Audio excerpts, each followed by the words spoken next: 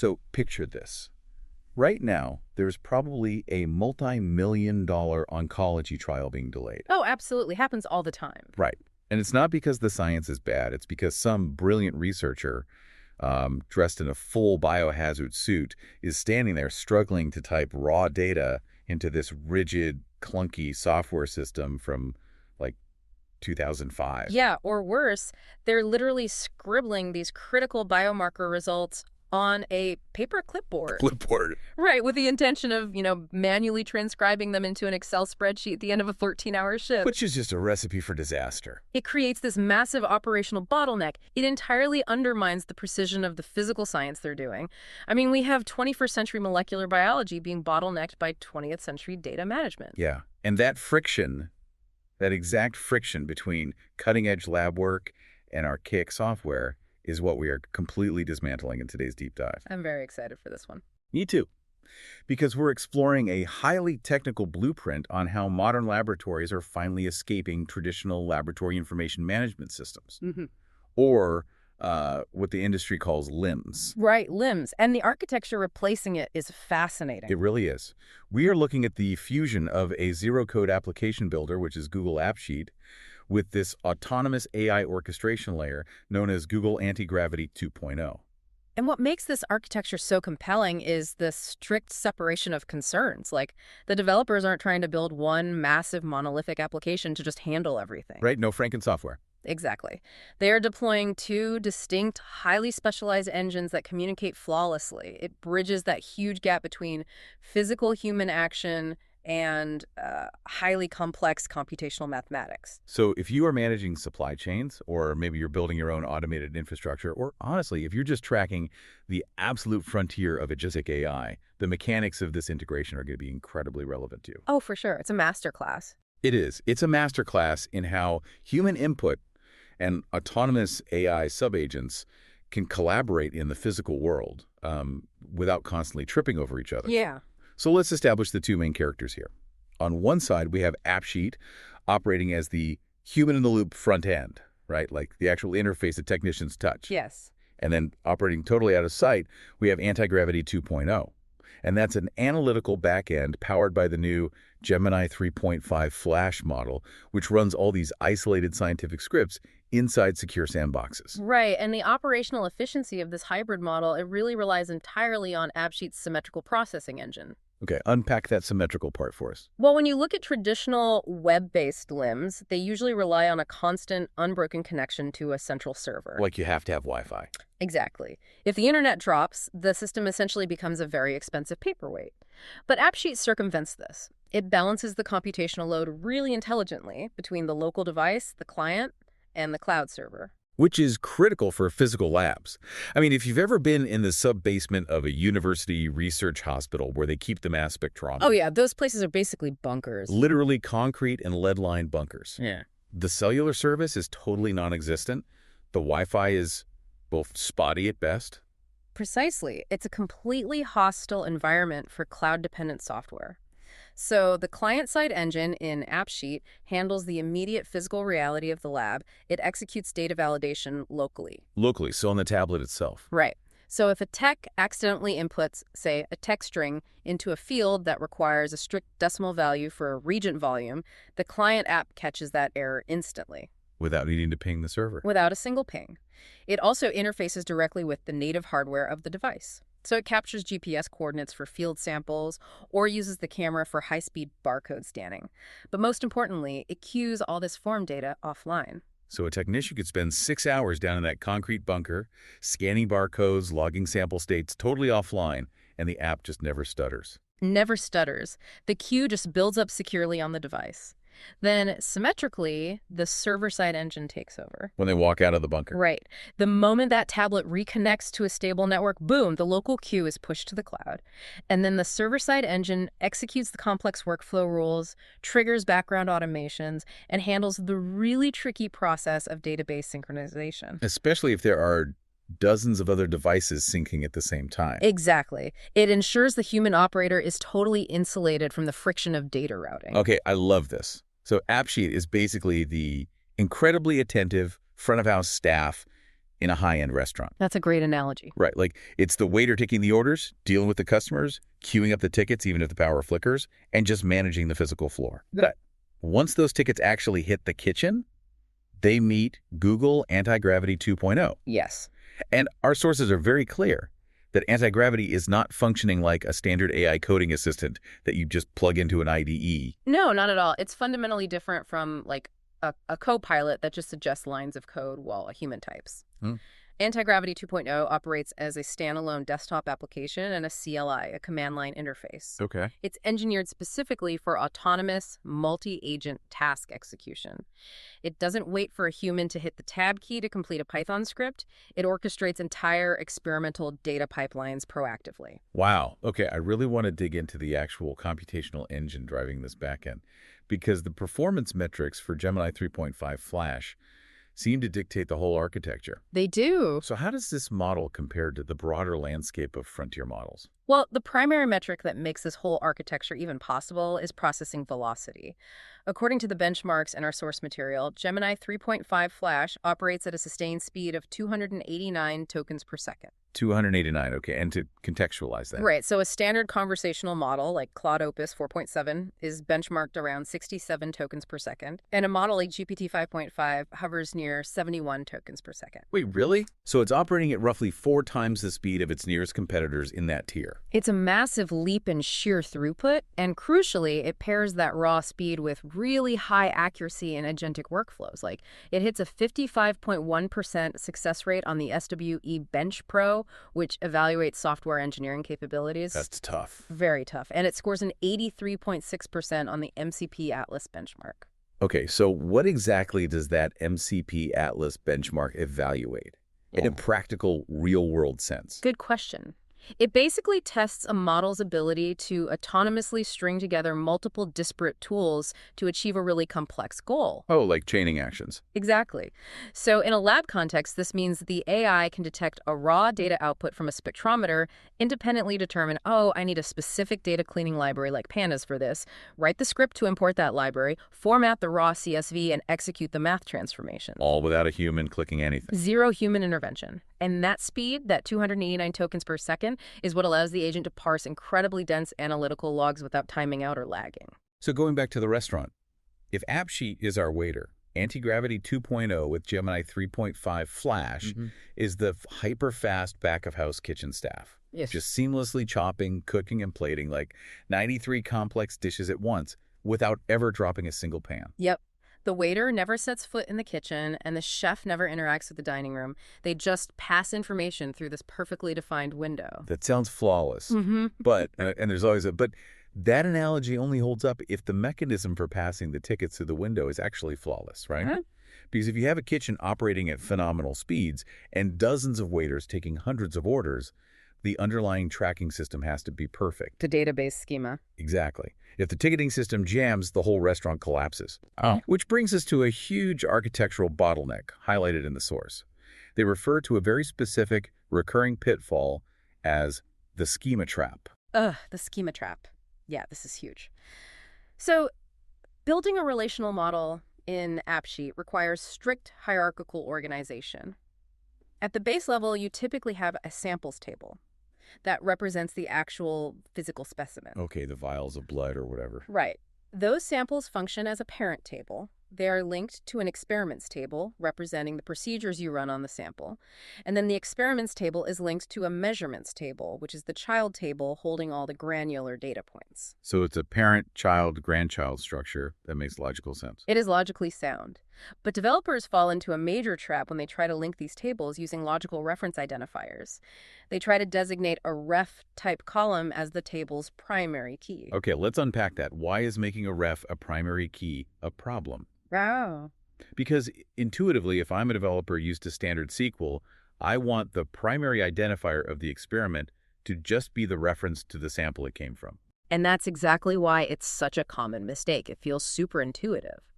But in a distributed offline-first environment like AppSheet, This totally breaks the internal write engines. Why does it break? How does the synchronization crash? It comes back to that symmetrical processing engine.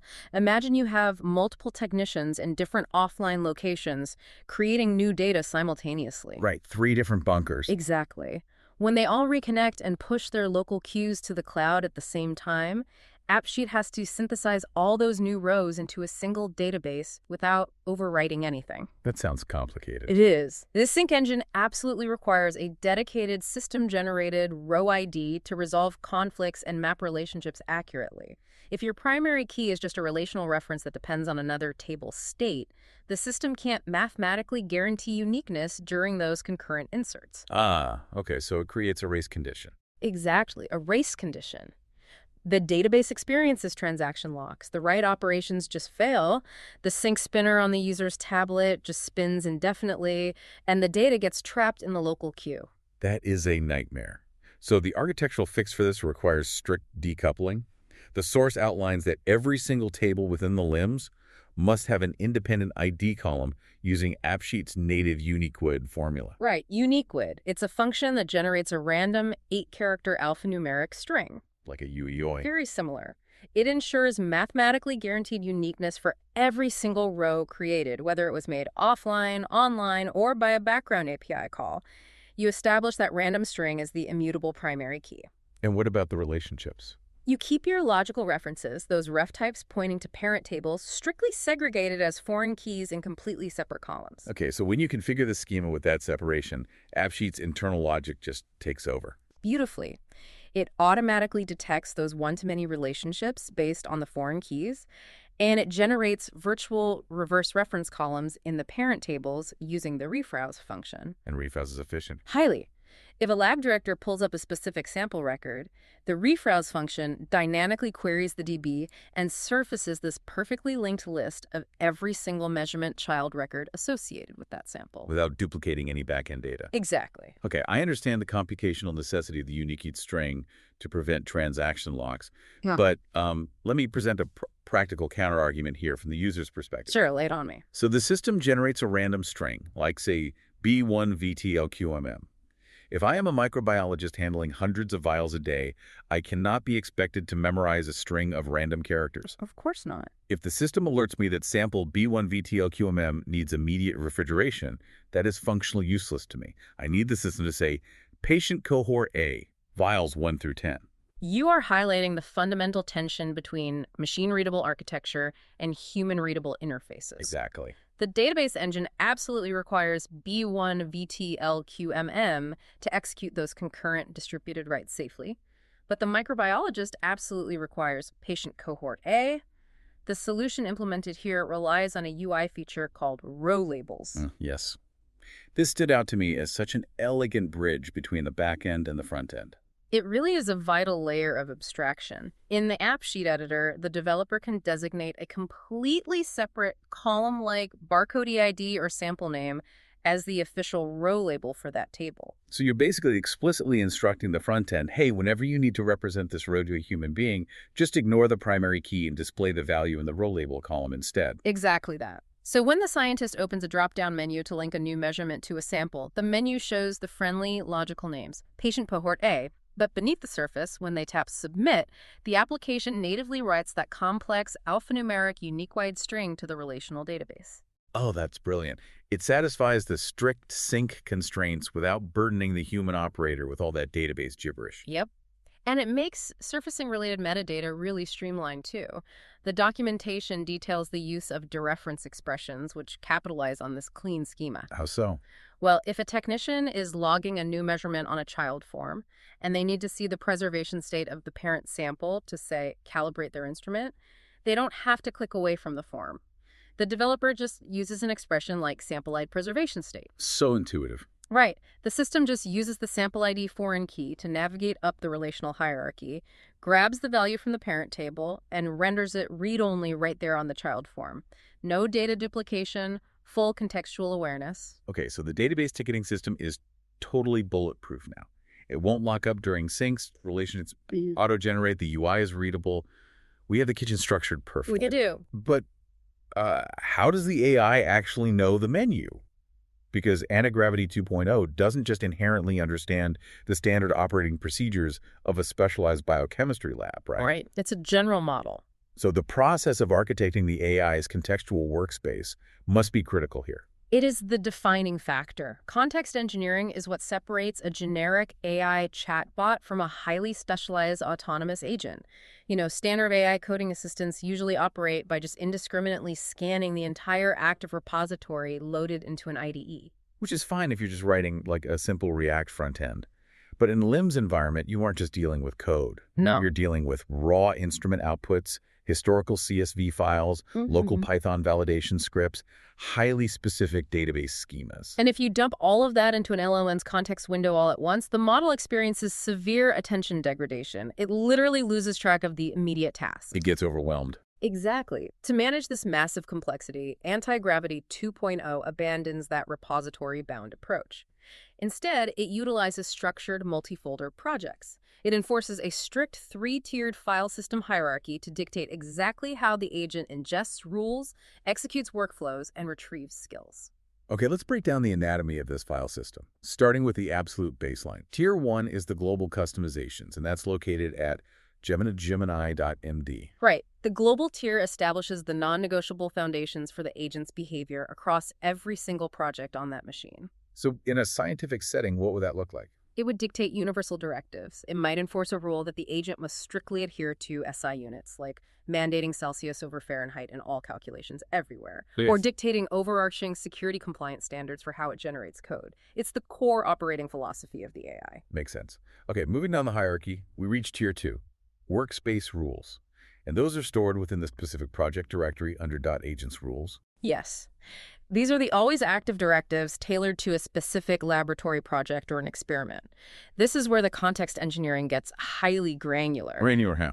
Well, you define the exact naming conventions for that specific pipeline, the required structure for incoming metadata, and crucially, schema constraints. Oh, right. You explicitly tell the agent, in this workspace, we mandate the use of independent unified primary keys and absolutely prohibit ref types as primary identifiers. So the agent internalizes those rules before it executes any task within that folder. Then we have Tier 3, which is workspace workflows, located in .agents workflows. And unlike the rules, these aren't passive constraints, right? They're active, on-demand processes. Exactly. They are predefined multi-step operational sequences. So a workflow might be designed to execute a massive data validation sweep across a new batch of samples, or trigger a quality control alert pipeline, or parse a huge directory of results to generate a daily summary report. The human triggers these when needed. And the interaction between the operator and the AI brings us to this concept of modular skills stored in the agent skills directory. The architectural design of these skills is honestly brilliant. It's very smart. The source describes them as markdown files containing YAML front matter. Can you explain that? The YAML front matter is the critical mechanism. It acts as a metadata block right at the very top of the markdown file. So consider a specialized skill file named QPeaker Plate Parser. Okay. Within that YAML block, the developer writes a highly specific natural language description, it might say.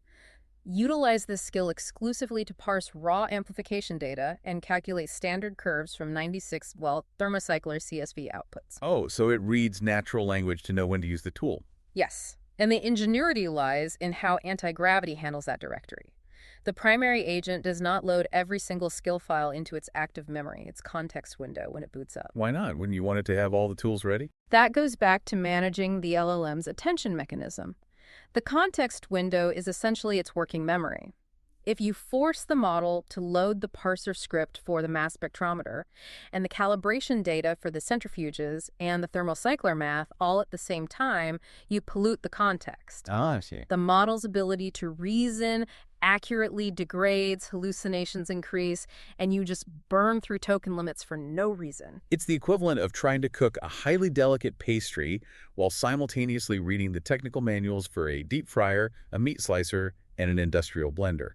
The extra info just actively impedes the task at hand. Perfect analogy.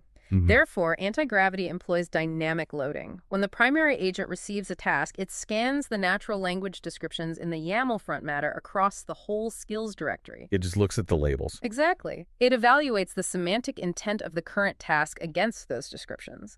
If the task involves a thermocycler output, the agent mounts only the QP queryplate parser skill into its active context window. It pulls the specific tool it needs from the toolbox, executes the parsing, and then immediately unmounts the skill to maintain a pristine, high-efficiency context. That is an incredibly disciplined approach to memory management. And when we look at how the technicians actually direct the agent to utilize these skills, there's a specific feature that bridges the gap between the wet bench physical reality and the digital backend. Built-in live voice transcription. Yes. It addresses a massive ergonomic and safety hurdle in lab environments. Because if a researcher is working with active biological samples under a fume hood, they're likely wearing double layers of nitrile gloves. Their hands are completely occupied with pipettes and hazardous materials. Right, so stopping the physical workflow to peel off protective gear, type an observation or a command into a laptop, and then re-glove, it's just profoundly inefficient. And it introduces huge contamination risks. It does. But with Antigravity 2.0, the system supports live voice transcription directly into the command interface, so the researcher can just speak their experimental observations or command the AI to execute a workflow completely hands-free. It totally removes the physical barrier to data entry. And, when they do utilize the command line interface, they dictate the autonomy of the agent through specialized interactive/commands. /commands. Yeah. This is how the human maintains precise governance over the AI's execution loop. Right. We see commands like goal. If an operator inputs goal followed by a complex data ingestion parameter, they are basically authorizing full autonomy. Yeah. They're telling the agent, take this massive multi-step objective, run it to completion, handle the intermediate steps yourself, and only report back when the final output is done. Exactly. It's designed for long-running, predictable batch pipelines. However, for high-stakes operations where the agent might be, say, modifying core database schemas or altering critical historical records, the operator uses the grill me command. Grill me. I love that name. It's great, and it completely inverts the execution model. It forces the agent to suspend its autonomy and actively interrogate the human operator. Oh, so the AI has to ask questions. Right.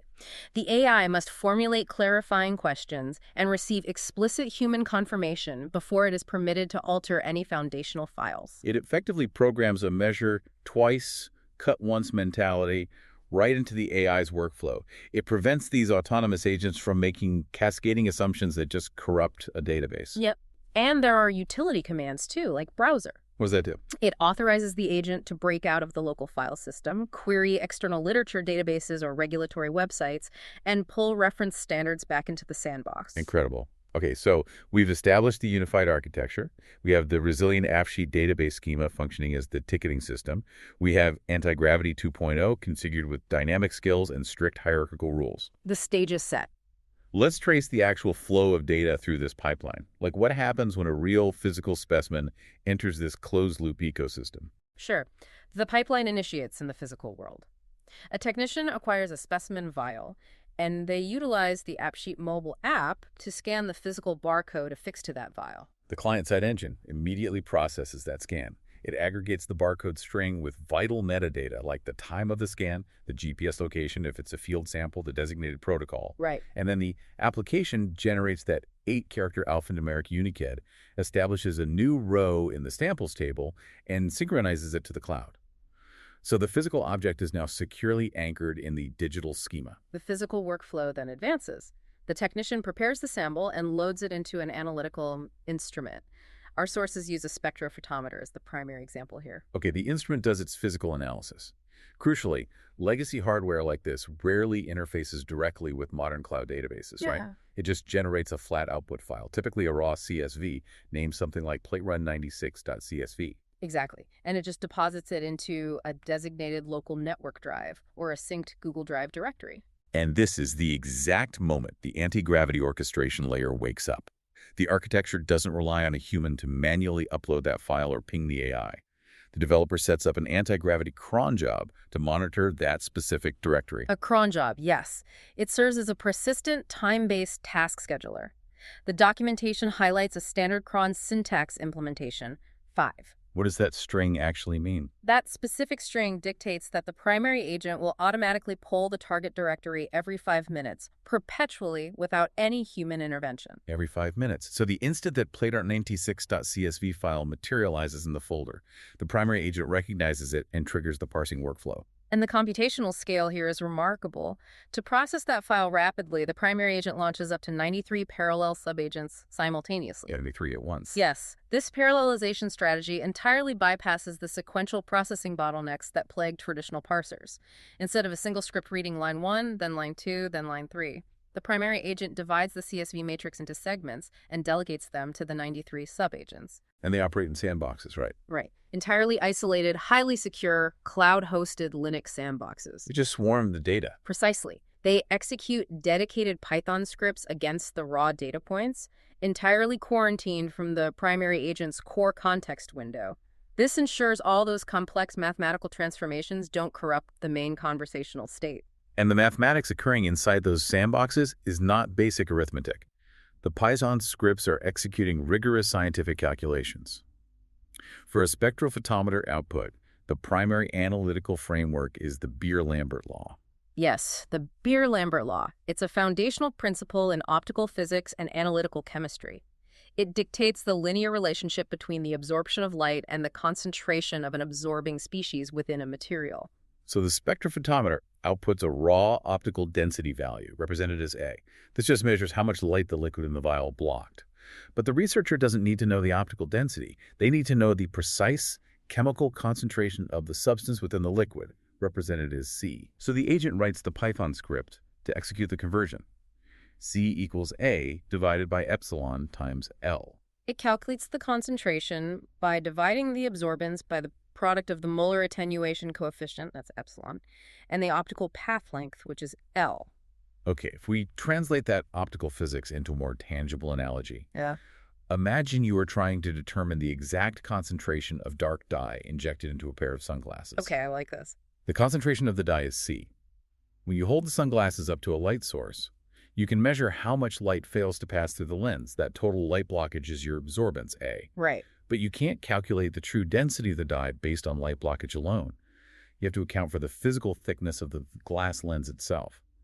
A very thick lens with weak dye might block the same amount of light as a very thin lens with highly concentrated dye. Exactly. And the thickness of the lens is your path length, L. Right. Furthermore, you have to account for the inherent properties of the specific chemical dye being used. Some chemicals are just naturally darker and more opaque than others. That inherent opacity is the molar attenuation constant, epsilon. Perfect analogy. So the AI subagents automatically pull the correct epsilon values for the specific chemical assay being run, read the path length of the specific physical cuvette being used, and execute that dimensional analysis across every single row of the CSV file in parallel. Incredible. It normalizes the raw optical data against the physical constraints of the experiment. But the agents must also normalize the data against environmental variables. What kind of variables? Well, when processing a high-throughput 96-well plate, there are inevitable microvariations across the plate itself, like perhaps the temperature fluctuated slightly on one side of the thermocycler, or there was a microscopic drift in the machine's calibration during the run. So it's noisy data. Exactly. To mitigate this noise, the Python scripts apply a z-score normalization to the calculated concentrations. Okay, the z-score. That's a statistical mechanism for contextualizing a specific data point within a broader distribution, right? You got it. The agent isolates the raw calculated measurement for a specific sample, which we denote as x sub I. It then compares that value exclusively against the control group situated on that exact same physical plate. Okay. It calculates the arithmetic mean of the control group mu control and the standard deviation of that control group sigma control. And the formula applied is z sub I equals x sub I minus mu control, all divided by sigma control. Okay, it's the exact mathematical equivalent of grading an exceptionally difficult exam on a curve. Yes. If a student receives a raw score of 55%, that number in isolation suggests a total failure. However, if you look at the entire class, the plate, and determine that the mean score was 40% with a very tight standard deviation, you realize the 55% is actually an extreme outlier indicating high performance. Exactly right. By applying the z-score, the AI strips away the environmental noise of that specific plate run, expressing the result strictly as a measure of standard deviations from the control mean. The data is now statistically pristine and comparative across multiple days or multiple machines. And all of this sophisticated calculus occurs autonomously within isolated Python sandboxes in just a matter of seconds. But in any physical pipeline, anomalies occur. What happens when the architecture encounters a malformed input? Ah. Let's say a technician accidentally misconfigured the instrument and the resulting CSV file has a shifted column header or maybe a blank row right in the middle of the data. If the Python script attempts to calculate a z-score on a string character or an empty field, it will throw an exception. Does the entire orchestration layer just crash silently? This is where the defining characteristic of an agentic workflow really shines over a traditional hard-coded script. The architecture is engineered for deep resilience. The code execution tools governing the Linux sandboxes enforce a strict 30-second execution window. Okay. If the Python script encounters a fatal exception due to malformed data, it does not cascade into a system-wide failure. The sub-agent automatically catches the exception traceback. Wait, it reads its own error logs? Precisely. It ingests the error message, cross-references it against the raw CSV data to identify the specific formatting anomaly, like that shifted column you mentioned, and then autonomously regenerates the Python parsing logic to accommodate the unexpected structure. So it debugs and refactors its own scripts dynamically during runtime? That is wild. It possesses the capability to loop through the self-correction cycle up to 5 times. It generates a hypothesis for the failure, writes new code, executes it in the sandbox, evaluates the output, and iterates until the calculation succeeds or the retry limit is exhausted. Wow. It allows the pipeline to absorb a massive amount of operational friction without requiring a human developer to step in and rewrite a parser script every single time an instrument output varies slightly. But managing that iterative loop introduces a huge memory problem, doesn't it? If the primary agent is orchestrating 93 sub-agents, ingesting raw CSV data, reading massive error tracebacks, and generating multiple iterations of Python code, the context window must inevitably saturate. How does Antigravity prevent the model from just suffocating under the weight of its own logs? Great point. The system utilizes an automated context compaction engine. It continuously monitors the token depth of the active session. The threshold identified in the architecture is 135,000 tokens. Okay, so when it hits 135K. When a complex task pushes the session toward that limit, the engine intervenes. It executes an intelligent summarization protocol. It literally strips away the conversational fluff, the intermediate failed code iterations, the raw bulk data strings, while surgically preserving the critical metadata, the final successful math formulas, and the established procedural rules. Oh, so it essentially compresses the working memory, clearing out the workspace while retaining the exact blueprints required to finish the pipeline. Exactly. Okay, so the agents have successfully parsed, normalized, and error-checked the data. We have mathematically verified z-scores sitting inside isolated Linux sandboxes in the cloud. How does the architecture extract that data from the sandbox and inject it back into the AppSheet database where the humans can actually view it? This requires configuring the inbound and outbound integration pipelines. The AI must bridge the gap between the sandbox and the AppSheet relational schema. And this relies on the AppSheet inbound REST API, right? Once the sub-agents complete their math, the primary anti-gravity agent aggregates all the normalized results, the barcodes, timestamps. It structures this data into a specific JSON payload and executes an HTTP post request targeted at the AppSheet action endpoint. Correct. But activating this pipeline requires specific administrative configs. To let an external autonomous agent execute direct writes against the LIMS database, the system admin must explicitly enable the REST API within AppSheet and generate an application access key. Right, security first. This cryptographic key acts as the authorization token embedded within the post request, verifying the agent actually has legitimate permission to alter the schema. Also, organizations need to make sure their licensing supports this because AppSheet restricts REST API access to specific enterprise or business tier plans. Let's examine the structure of that JSON payload the agent compiles. It requires 3 distinct structural elements to process the transaction successfully. The first is the action parameter. This dictates the nature of the database operation. Right. So if the agent is injecting the final z-scores from a newly processed plate, it defines the action as add, instructing the engine to append new child rows to the measurements table. Conversely, if the agent has finished an overarching analysis and needs to update the parent sample status from processing to complete, it uses the edit action. And it targets the specific row using that alphanumeric unique weight primary key we discussed earlier. Exactly. The second element is the properties block.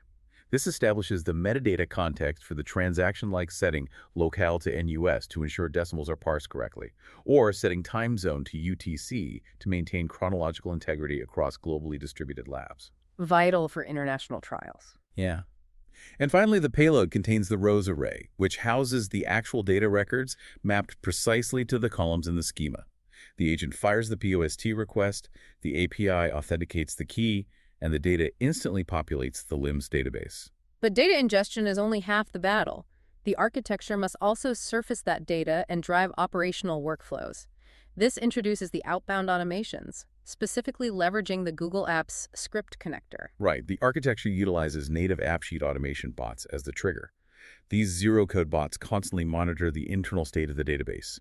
The moment the Antigravity agent injects a new row into the measurements table, a bot detects the state change. It intercepts the event, and it executes a call to a low-code app script function hosted externally in Google Drive, perhaps a function defined as process_new_log, MSG. And the integration between AppSheet and AppScript is highly synergistic because AppScript operates natively within the broader Google Workspace ecosystem. So it has the authorization to manipulate almost any interconnected service. Exactly. The automation bot maps the newly ingested data values directly into the arguments of the app script function, which unlocks tremendous automated utility. The scripts can parse the z-scores and conditionally generate calendar events for follow-up testing, or update secondary spreadsheets, or execute complex email routing logic. But the documentation emphasizes a particularly high-value outbound workflow: automated compliance documentation generation. Oh, this saves so much time. Right. An AppSheet bot can be configured to generate finalized, formatted PDF reports directly from a standard Google Doc template. The developer designs a visually polished template in Google Docs and embeds specific variables using double-angled brackets. They might type analysis date followed by today, or sample integrity status followed by preservation state. And the operational efficiency here is just profound. When the bot triggers, AppSheet's engine ingests the Google Doc template, retrieves the corresponding data row from the DB, programmatically strips out the bracketed variables, and injects the live values. Without a single typo. Never a typo. It renders the completed document as a finalized PDF and archives it securely in a designated Google Drive directory entirely autonomously. It completely removes the human element from tedious administrative formatting while guaranteeing total consistency. The velocity of this pipeline is extraordinary. We have physical instruments outputting raw data, AI agents executing parallel physics calculations, REST APIs injecting data, and backend scripts generating PDFs in near real time. But this sheer velocity introduces an analytical challenge. How to actually read the data. Exactly. How do lab directors or principal investigators actually comprehend this absolute river of data? AppSheet is exceptional at granular data entry, but its native charting capabilities aren't really designed for deep, multi-table scientific visualization. No, native charting within transactional apps often struggles with complex aggregations. To resolve this, the architecture requires the integration of a dedicated business intelligence layer, specifically Looker Studio, formerly known as Data Studio. And Looker Studio possesses a native data connector directly to AppSheet databases, which is a massive architectural advantage. Historically, connecting a BI tool to a transactional DB required establishing complex data pipelines, intermediate data warehouses, forcing analysts to construct intricate SQL queries. The native connector bypasses all of that. Looker Studio just ingests the AppSheet schema directly. Right. It allows developers to construct highly interactive, multi-table, cross-filtering dashboards, dynamic scatter plots for those z-score distributions, complex timeline filters, and because it draws directly from the source, the dashboards reflect real-time updates driven by both the humans and the anti-gravity agents. It provides the macro view. However, the documentation details a specific implementation technique that really elevates the user experience.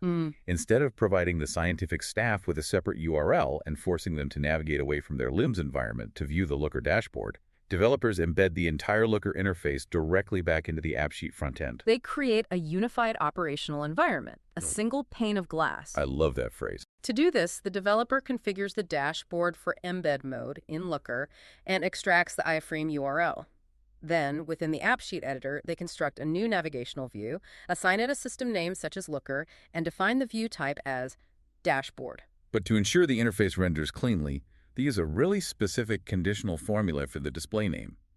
AIF, context view look at dashboard. Yes, that context function is a clever manipulation of the client-side rendering engine. It essentially tells the AppSheet app, if the user is currently looking at this specific view, suppress the redundant title headers to maximize screen real estate for the embedded iframe. Which ensures the dashboard renders seamlessly, feeling like a native component of the app. From a cognitive load perspective, this is vital. When lab techs are forced to constantly context switch alt-tabbing between data entry, email, a spreadsheet, and analytics, dashboard fatigue accelerates, and the probability of transcription errors skyrockets. Oh, absolutely. By embedding the analytics directly adjacent to the input forms, you eliminate that friction. A technician can input a new calibration variable on one tab, switch immediately to the dashboard tab, and watch the Looker Studio scatter plot recalculate and update instantly. It unifies the operational reality. It does. But we must introduce the rigid constraints of reality here.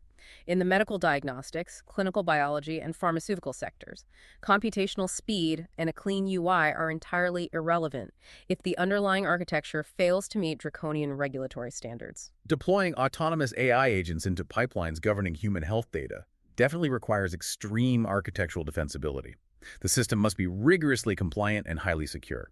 The documentation specifically addresses alignment with international regulatory frameworks, prominently NABL, and the ISO 15189 standards for medical laboratory quality. Right. Achieving compliance with ISO 15189 within a rapid deployment environment like AppSheet requires strictly enforcing operational guardrails.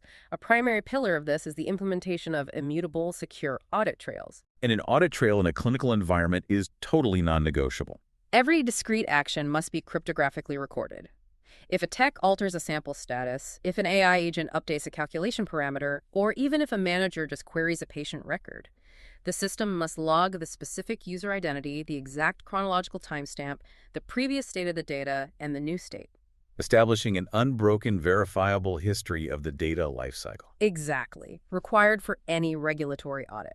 The architecture must also enforce strict authentication for specific high-stakes actions through digital signatures. The documentation notes that authorizing the release of pathology reports or finalizing critical instrument calibrations cannot rely on a simple text field signature. No, the AppSheet interface must require biometric authentication or a secure, PIN-verified signature capture directly within the application. It binds the specific human identity to the specific data transaction. Furthermore, the automated output mechanisms we discussed, like those PDF generation bots, must embed visual compliance indicators.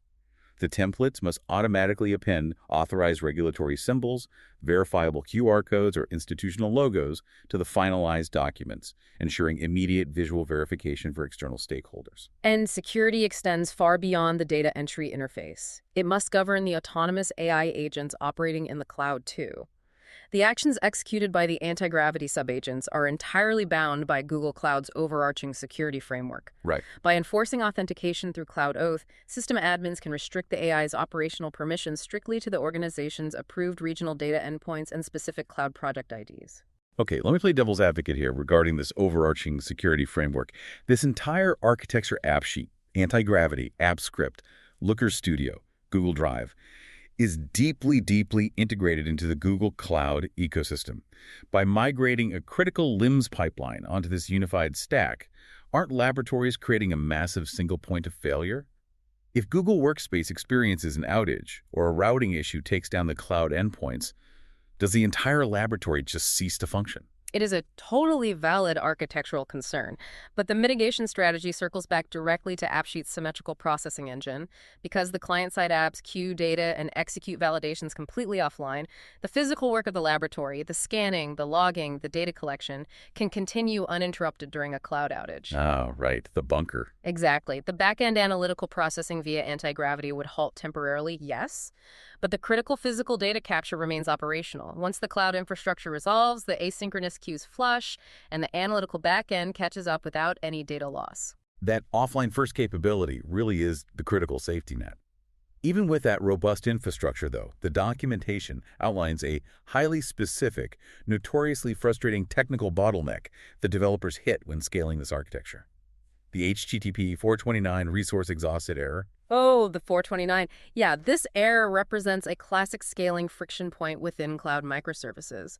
Developers utilize the URL Fetch App service within Google Apps Script to construct custom REST payloads to interact with the Gemini APIs.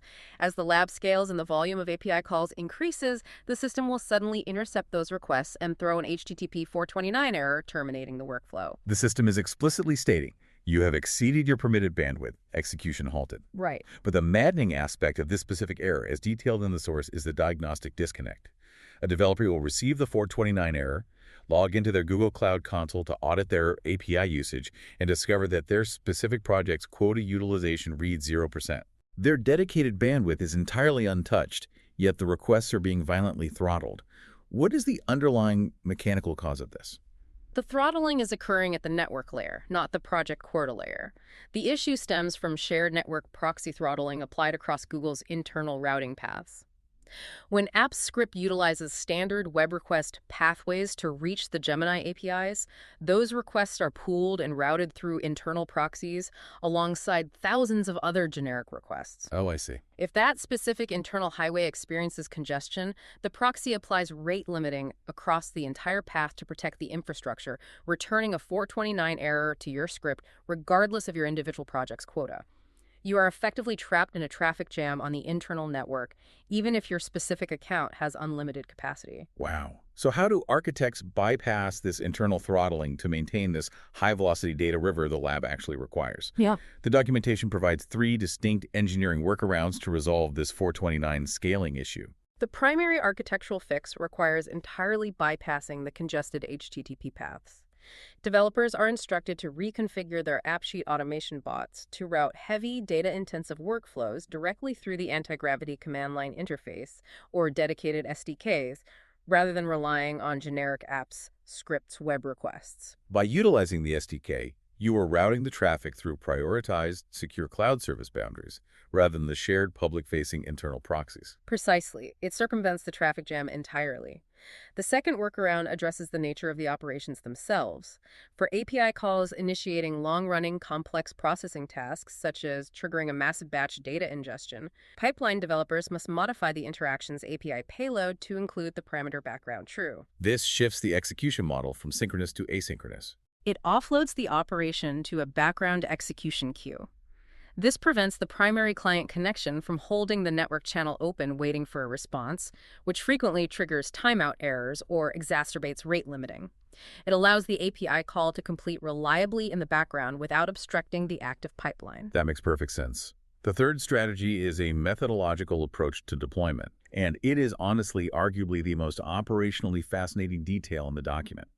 To guarantee the architecture can withstand the demands of a high-throughput lab before deploying it to a live clinical environment, developers utilize synthetic user simulations. Synthetic user simulations. It is a highly sophisticated form of stress testing. Developers construct mock API environments that mimic the exact architecture of the production limbs. But consider the mechanics of a synthetic simulation in this context. You aren't just sending simple ping requests. You are effectively programming a horde of automated AI bots to mimic the chaotic behavior of hundreds of frantic scientists. You have bots simultaneously attempting to sync massive offline queues, rapidly scanning simulated barcodes, triggering complex app script functions, and demanding parallel z-score calculations from the Gemini APIs. It is engineered chaos, designed explicitly to verify rate-limiting behaviors and ensure the proxy workarounds hold under maximum operational stress. It is really the only rigorous method to validate the structural integrity of the architecture before it handles critical real-world scientific data. Well, we have dissected a profoundly complex ecosystem today. Let's synthesize the journey a single data point takes through this unified architecture. It begins in the physical reality of the laboratory, with a technician utilizing AppSheet, the symmetrical front, to scan a vial, anchoring the specimen in the database using mathematically unique independent row IDs to prevent sync collisions. That physical sample is processed through an instrument, depositing a raw CSV file into a watched directory. That file acts as the trigger, waking the Antigravity 2.0 orchestration layer. Powered by the immense 289 token per second velocity of the Gemini 3.5 flash model, The primary agent evaluates its YAML front matter skills, loads the appropriate tools into its context window, and launches 93 parallel subagents. The swarm. The swarm. These agents dive into isolated Linux sandboxes, autonomously write and debug Python scripts to calculate complex optical physics and z-score statistics, dynamically compress their own working memory to prevent token exhaustion, and compile the normalized results into a JSON payload. And then they fire that payload through a secured OAuth-authenticated inbound REST API directly back into the AppSheet schema. The moment the data lands, outbound automation bots trigger secondary app script functions, autonomously generating ISO 15189 compliant PDF documentation complete with visual audit indicators, while simultaneously pushing the live metrics into an interactive Looker Studio dashboard embedded directly within the technician's original interface. It transitions artificial intelligence from a passive conversational tool into an active, high-speed participant, embedded deeply within the physical operational workflow. Exactly. If you're an architect, a logistics coordinator, or a developer constructing your own automated pipelines, consider the implications of this shift. Yeah. We have established an architecture where an autonomous agent can dynamically construct code to parse unexpected physical data, monitor its own mathematical exceptions, and seamlessly update secure relational schemas. It's a huge leap. It really is. And if this agentic backend is already executing the deep statistical analysis across thousands of environmental variables, calculating the exact z-score deviations across massive clinical trials, how long until the anti-gravity agent shifts from analyzing the past to predicting the future? Oh, that's the real question. Right. How long until it begins identifying statistical anomalies within the Looker Studio data models and autonomously designing, optimizing, and suggesting the next physical experiment the scientists should run to accelerate the research? The transition from analytical observation to active hypothesis generation, I mean, it is a logical, inevitable progression of this capability. We are rapidly approaching a paradigm where the systems we build don't just process our scientific data, they actively direct the trajectory of the science itself. Thank you for joining us on this deep dive. I encourage you to critically examine the bottlenecks in your own operational workflows, determine where you are trapped by legacy schemas, and consider how separating your human interfaces from your computational backends might resolve that friction. The architectural blueprints are available, and as we have seen today, the integration of zero-code front ends and autonomous AI is fundamentally remapping what is possible. Until next time, we will see you at the frontier.